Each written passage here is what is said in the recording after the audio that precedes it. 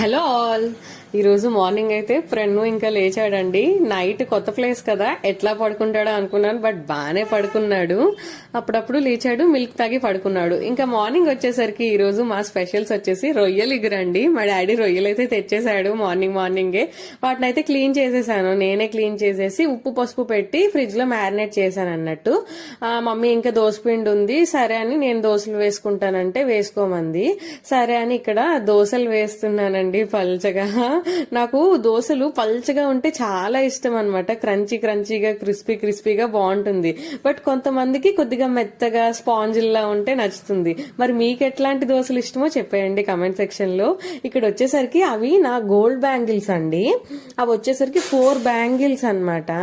4 bangles వస్తాయి. అవి mummy వాళ్ళు పెట్టినవి నా పెళ్లికి అనమాట. డిజైన్ చాలా బాగుంటుంది, లుక్ బాగుంటుంది వేసుకుంటే చేతులకి.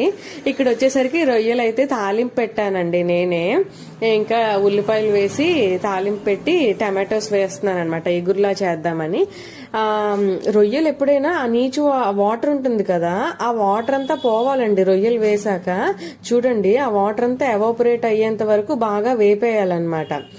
వేపేసి తర్వాత టమాటోస్ అవన్నీ వేసుకుంటే బాగుంటుంది, కొద్దిగా గరం మసాలా అవన్నీ. ఇంక ఇక్కడ వచ్చేసరికి ప్రెన్నుకి ఒక 2 ఎగ్స్ అట్లా పెట్టాము. అంటే వాటి తింటాడు కదా లంచ్ లో అన్నట్టు. రొయ్యలు కూడా ఈ మధ్యన అలవాటు చేశాను, కొద్దిగా తింటున్నాడు రొయ్యలు కూడా. ఒక 2-3 అట్లా తింటున్నాడు. ఇక్కడ వచ్చేసరికండి రొయ్యలు ఇగురు చాలా బాగా కుదిరింది అనమాట. ఎంత బాగుందో కలుపుకుంటే గ్రేవీ అన్నట్టు. ఎంతైనా మన ఆంధ్రాలో సీ ఫుడ్ చాలా బాగుంటుందండి. రొయ్యలు అయితే మెత్తగా ఏం స్మెల్ లేవు, చాలా బాగున్నాయి.